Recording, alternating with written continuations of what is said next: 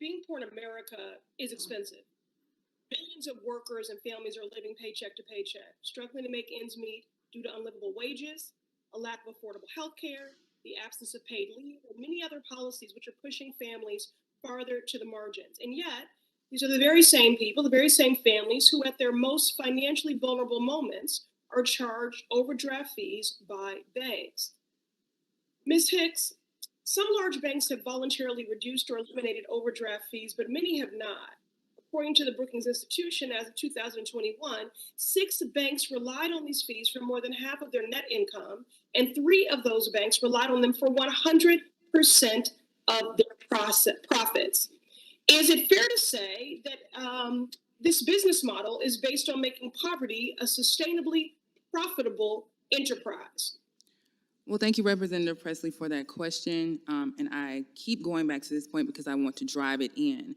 And I wholeheartedly agree that this business model is based on making poverty a sustainably profitable enterprise. And as I stated in my testimony, nearly 80% of overdraft revenue comes from 9% of accounts with median account balances of $350 or less, making it very expensive to be poor. And just going back to the point that was made previously, it's not about choices, it's about access to resources. Thank you, Ms. Hicks, and certainly no apologies here ever for being repetitive.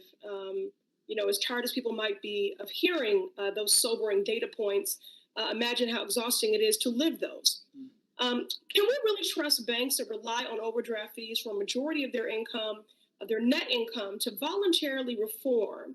Or do you agree that we need to ban overdraft and other junk fees for good? I am extremely leery of financial institutions who in 2020 made billions of dollars in overdraft fees at one of the most vulnerable times in American history to voluntarily cease profiting from these fees. Using regulatory and legislative intervention is imperative to protect those living on the margins and from being preyed upon for financial institutions, and just to level the playing field for those who are being taken advantage of by this. Thank you, Ms. Hicks. And so while I was calling for, to your point, building upon that, while myself and others were calling for overdraft fees to be abolished last year, big banks actually raked in billions of dollars of profits from those fees. So can you tell us how big banks capitalized off of people facing great and unprecedented economic hardship during this pandemic? Well, Representative Pressley, speaking of sobering data points, according to the American Prospect, JP Morgan Chase, for example, made $1.5 billion in revenue on overdraft alone in 2020. In the recent findings from the FDIC, during that same period, Bank of America made $1.1 billion in profits.